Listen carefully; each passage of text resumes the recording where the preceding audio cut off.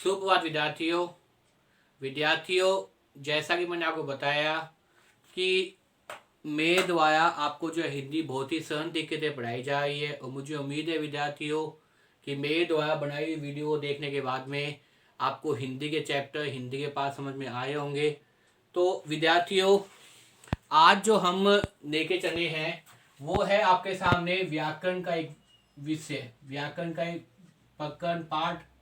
और व्याकरण का पाठ कौन सा है आपके सामने? विशेषण व विशेषण के भेद। कौन से है भाई? विशेषण व विशेषण के भेद। तो विद्यार्थियों, सबसे पहले तो विशेषण क्या होता है, विशेषण कितने भेद होते हैं, इससे संबंधित इसका पहला भाग बनाकर मैंने अपने YouTube चैनल जो मैं हिंदी का है उसमें अपलोड कर दिया है।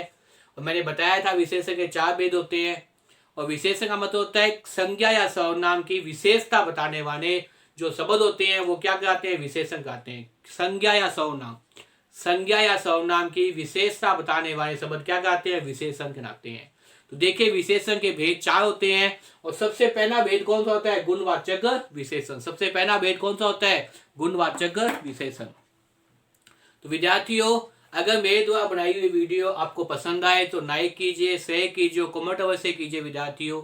इसके साथ साथ विद्यार्थियों बार बार इस वीडियो को देखिए और याद करने का प्रयास कीजिए, जिससे पेपर के अंदर आपके कोई प्रश्न गलत ना हो।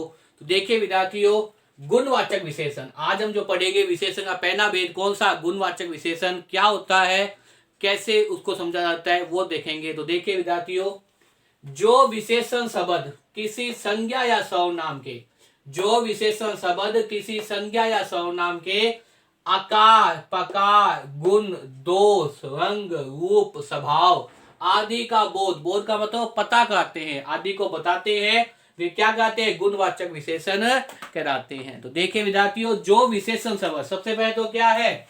विशेषण। और विशेषण क्या होते हैं?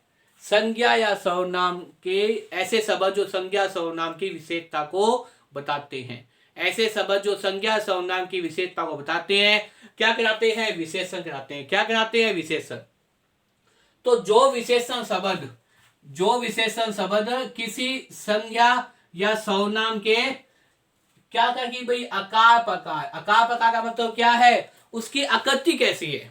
आकार प्रकार का मतलब क्या? उसकी आकृति कहती है, किस प्रकार की आकृति को लेकर है, कैसा उसका आकार है, कैसी उसकी बनावट है, कैसी उसकी संरचना है।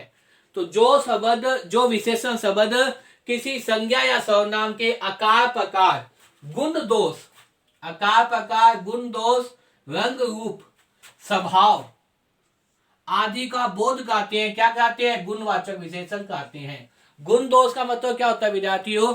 आकार प्रकार का मतलब समझ में आ गया होगा विद्यार्थियों। आकार प्रकार का मतलब होता है कि वे किस प्रकार से जो है वो की आकृति है, पदार्थ की बनावट कहती है, पदार्थ की आकृति कैसी है उसको बताती है। इसके साथ साथ गुण दोष, उसमें क्या गुण है, गुण का मतलब क्या विशेषताएं हैं, और दोष का मतलब क्या कमी है, उस पदार्थ के अंदर क्या अच्छाई है, क्या विशेषताएं हैं, वो क्या कमी है। इसके साथ साथ रंग रूप, उसके रंग रूप को बताते हैं, उसके रंग रूप को बताते हैं, रंग कैसा है, रूप कैसा है। और स्वभाव, स्वभाव का मतलब उसकी आदत कैसी है, स्वभाव का मतलब क्या? उसकी आदत कैसी है, आदि का बोध गाते हैं। बोध का मतलब क्या होता है? आदि को बताते हैं, आदि को, बोध का मतलब यहाँ पे क्या है विद्यार्थियों? बताते हैं,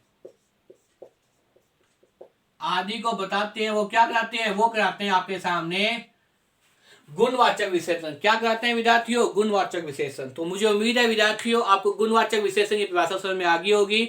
अब देखिए, जैसे उदाहरण देखिए आपके सामने, पहला उदाहरण कौन सा है? मेरे पास नीनी का है। मेरे पास क्या है? नीनी का है। परिश्रमी बच्चे सदैव सफल होते हैं, परिश्रमी बच्चे सदैव सफल होते हैं। हमें स्वच्छ वातावरण में रहना चाहिए। हमें क्या रहना चाहिए भाई? स्वच्छ वातावरण में रहना चाहिए। तो देखिए विद्यार्थियों, हमें जैसे आपको पहले आ गया, मेरे पास नीनी का है। मेरे पास क्या है विद्यार्थियों?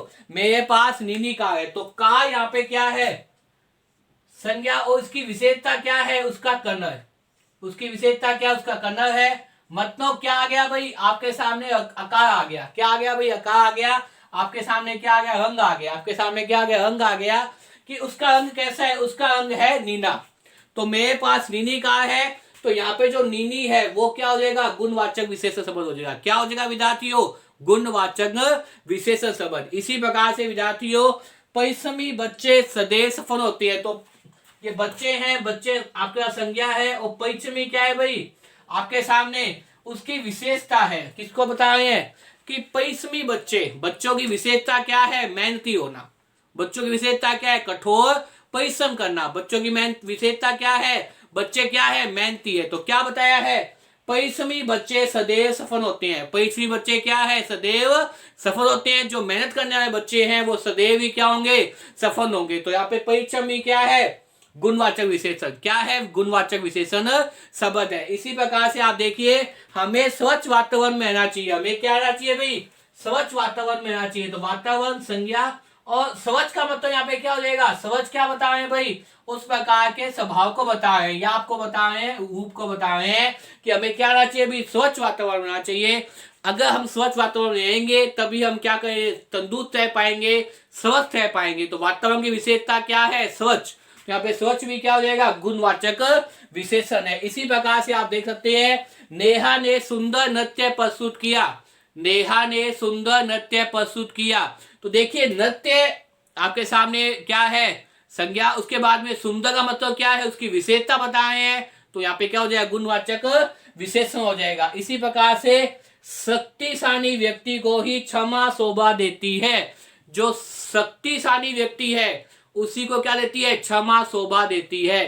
तो यहाँ पे व्यक्ति क्या है, संज्ञा है, और उसके साथ में शक्तिशाली क्या हो जाएगा भाई, उसकी विशेषता को बता रहे हैं, इसलिए शक्तिशाली क्या हो जाएगा भाई, गुणवाचक विशेषण शब्द हो जाएगा। नेहा ने सुंदर नृत्य प्रस्तुत किया। तो नृत्य क्या है और सुंदरता क्या है, उसकी विशेषता है। तो सुंदर भी यहाँ पे क्या हो जाएगा, गुणवाचक विशेषण।